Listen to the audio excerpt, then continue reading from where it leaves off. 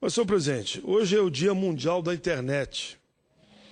Esse veículo que move milhões e milhões de internautas no mundo todo, e aqui no Brasil não é diferente.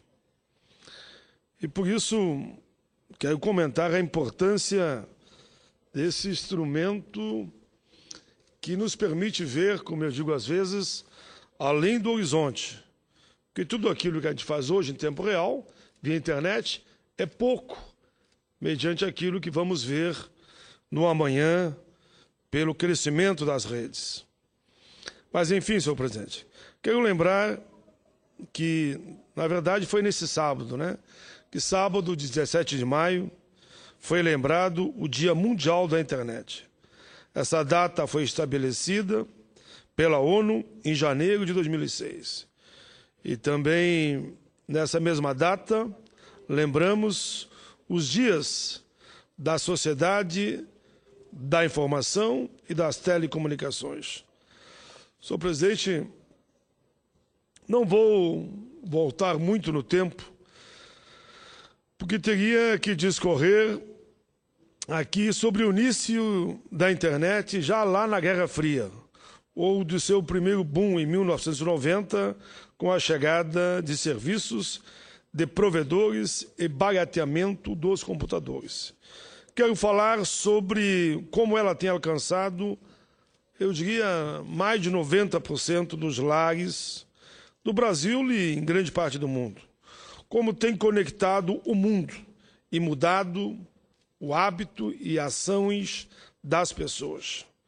Passados os 20 anos, é fato que hoje a internet é extremamente popular.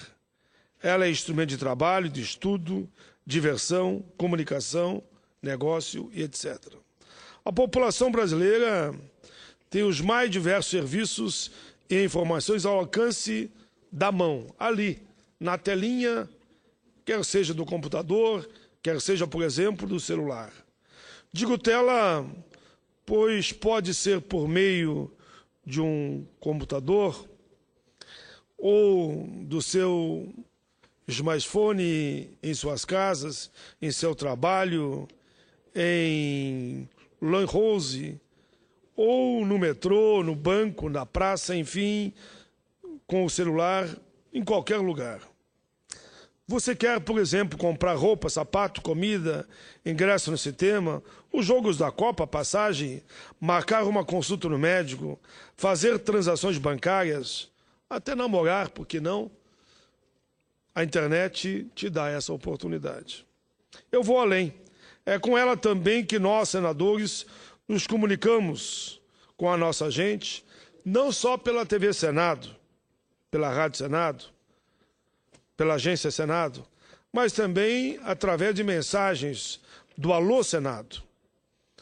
Por exemplo, no meu caso, pelo e-mail oficial, pelo meu site, pelas minhas contas de Facebook, Orkut, Twitter, Instagram, Google, mas eu tenho o maior orgulho de responder a todos.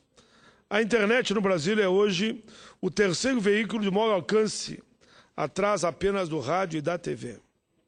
Somos, segundo o Ibope, 57,2 milhões de usuários ativos na internet, dos quais 38% acessam a web diariamente.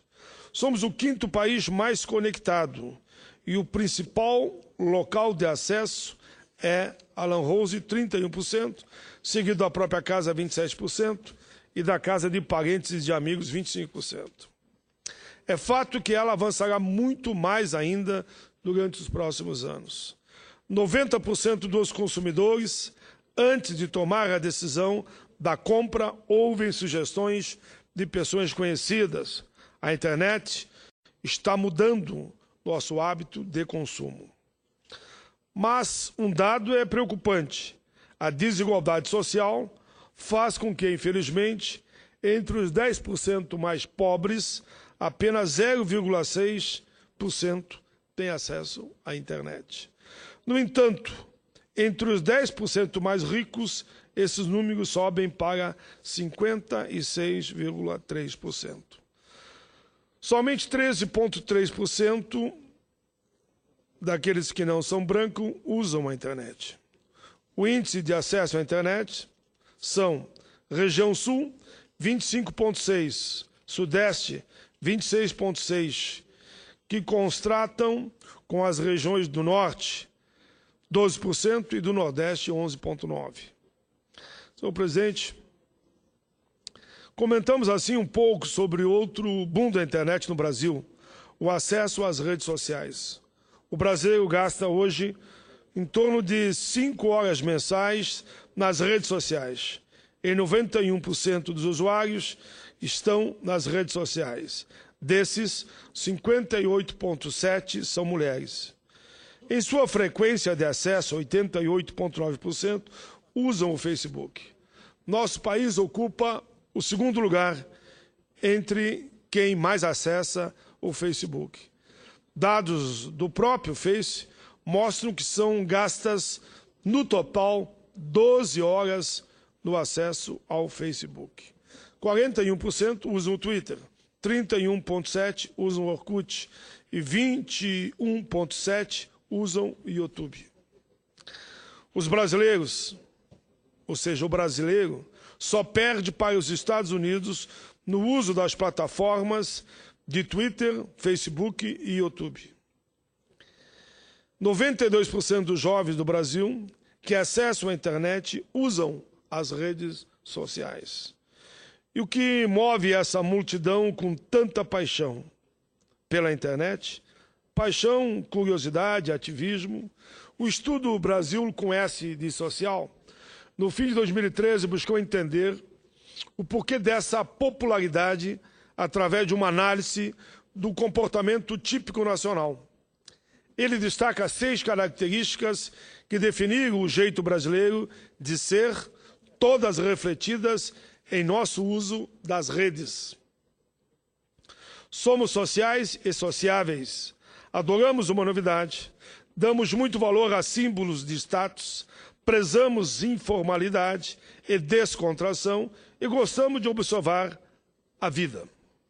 A explosão social online está intimamente relacionada com as melhorias socioeconômicas que o país viveu nos últimos 10 anos. A internet tem um papel tão importante no nosso país que no dia 23 de abril deste ano, a presidenta Dilma Rousseff aproveitou na internet, no Net Mundial, Fórum Global que discute o futuro da internet de São Paulo, para sancionar de forma simbólica o Marco Civil da Internet, considerada a nossa Bíblia, né? A Constituição Brasileira da Web. Proposta inédita no mundo, com relação à neutralidade da rede, privacidade do usuário da internet. É, sem sombra de dúvida, um avanço. Destaco que, em seu discurso, a presidenta terminou dizendo que o Marco Civil iguala as vozes das ruas, das redes, a das instituições. Entendo que esse Dia Mundial da Internet serve também para que a gente faça uma reflexão acerca do presente e do futuro, do impacto, das modificações que a comunicação pela internet está causando. Acredito que precisamos avançar nos direitos humanos também na internet, tema que eu trato com muito carinho ao longo da minha vida. Entrei no meu Facebook outro dia e vi que um amigo compartilhou uma importante mensagem. Ele alertava para que as pessoas não sejam propagadoras de mentiras, para que antes de compartilhar a gente pesquise, leia, verifique. Isso é fácil, isso é justo, isso é digno. Isso nos faz pensar em fatos que vêm ocorrendo no Brasil. Me fez pensar em como, desde o início da internet, ela é povoada com boatos, muitas vezes mentiras, falsas campanhas, falsificações de distorções, infâmias, coisas grotescas às vezes. Isto sim, isto não é legal. É lamentável que fatos como acontecido com Fabiane Maria de Jesus no Guarujá tenham acontecido. Só para lembrar, Fabiane foi espancada e morta após uma página no Facebook ter postado um boato sobre sequestro de crianças e bruxarias com retrato falado de uma possível sequestradora que seria ela. E que não era ela. Foi uma infâmia. Algumas pessoas confundiram o retrato com a Fabiane e partiram para o linchamento dela. Foi uma selvageria sem tamanho e, assim, uma inocente foi assassinada. Com isso, dá para perceber como os rumores transmitidos nas redes sociais, sem verificação de veracidade, podem ser letais. 4 pesquisadores norte-americanos fizeram um estudo que se chamou Cascata de Rumores.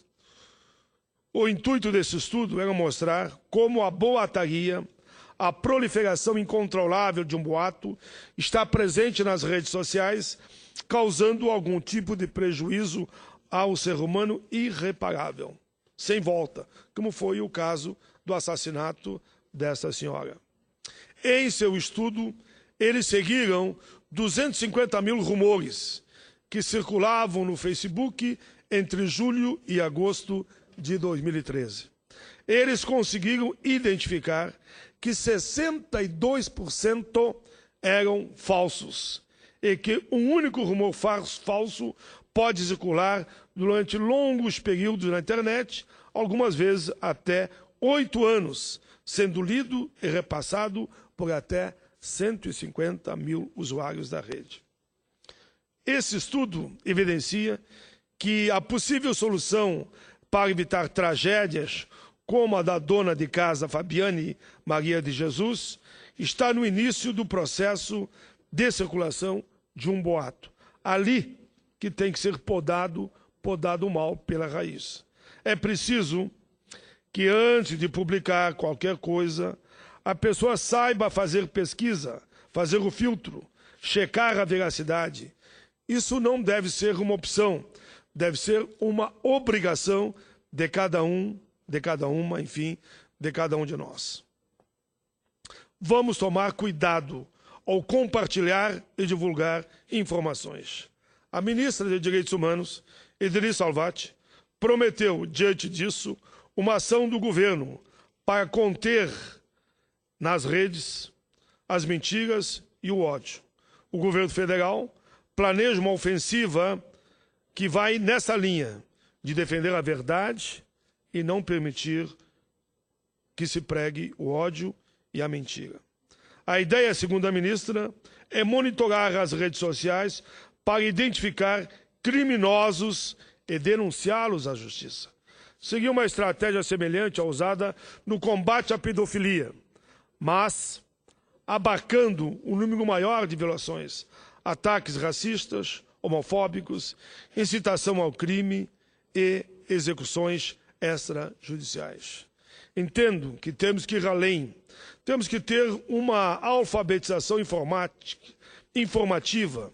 Temos que realizar campanhas que aumentem a consciência quanto ao valor da vida, campanhas que propaguem o amor, o respeito ao outro, as boas ações.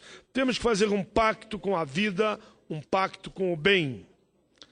Nós temos acesso a bons meios de comunicação, mas de que forma estamos utilizando esses meios?